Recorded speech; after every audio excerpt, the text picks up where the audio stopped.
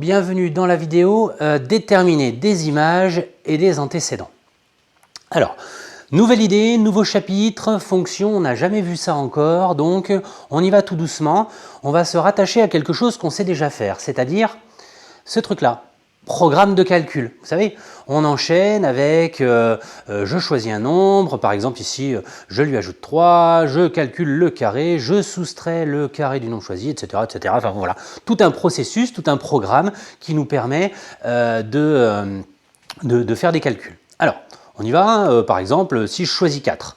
Ben, si je choisis 4, après je lui ajoute 3, donc 4 plus 3, 7. Mon nombre, il est passé de 4 à 7. Je calcule le carré. Alors le carré, c'est le nombre multiplié par lui-même.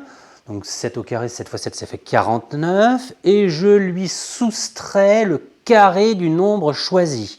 Donc je vais lui enlever, donc moins le nombre de départ au carré, 4 fois 4, 16, donc je vais faire 49 et j'enlève 16, 33, c'est-à-dire je trouve 33. Donc c'est-à-dire j'avais 4 au départ et j'ai 33 à la fin. Allez, je spoil un petit peu la fin. Ça, c'est ce qu'on met dans le programme, c'est un antécédent. Et 33, c'est le nombre qu'on trouve. C'est une image, tout simplement. Et je peux faire ça avec n'importe quel nombre. J'aurais pu faire ça avec 10. Je mets 10 dans mon programme, donc 10, c'est un élément de départ, c'est un antécédent. Et 10, ding, ding, ding, ding, ding, ding, au bout du compte, il a une image, c'est l'élément qui ressort, 69. Et puis, je pourrais me dire, ça, je le fais avec une lettre. À l'intérieur, je mets une lettre, x. Au coup d'après, ben, j'ajoute 3, x plus 3.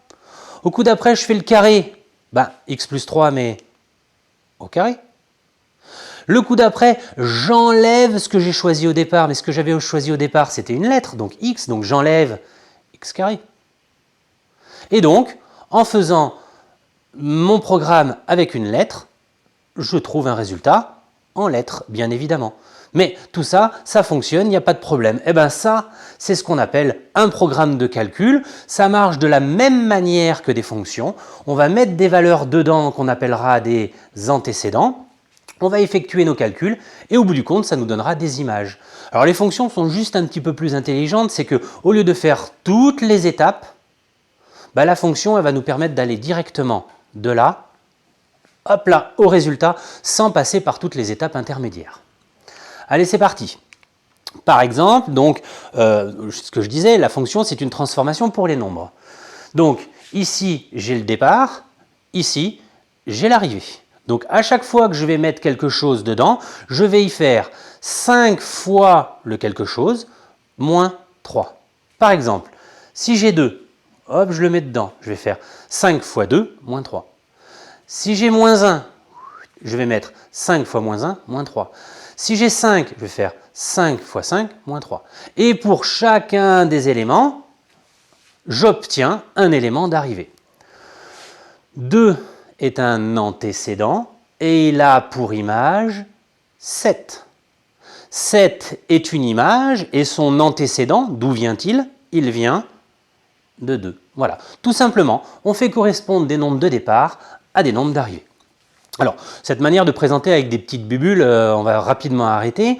On peut également présenter sous forme d'un tableau comme ça, avec les éléments de départ qui sont notés ici. Ah, bah tiens, il me manque une petite barre là. Enfin bon, voilà, les éléments de départ. 2, c'est ce qu'on a bien vérifié tout à l'heure.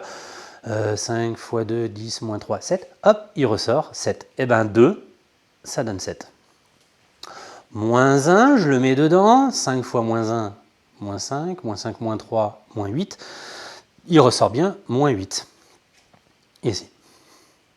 Donc on fait correspondre un élément de départ qu'on met dans notre fonction avec un élément d'arrivée qui ressort de la fonction. Alors, ces deux présentations, on va très rapidement peu les utiliser parce qu'on ne peut pas faire de calcul avec.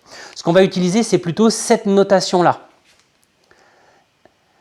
F, qu'on va appeler la fonction. À l'intérieur de f, j'y mets 2. C'est-à-dire mon élément de départ, c'est 2. Et je vais faire 5 fois 2 moins 3. 5 fois 2, 10, moins 3, 7. C'est exactement le même calcul que là, hein. Sauf que là, ici, je l'écris. Donc 2, c'est un élément de départ, et à l'arrivée, il me donne 7. Et je peux faire ça avec n'importe quelle valeur.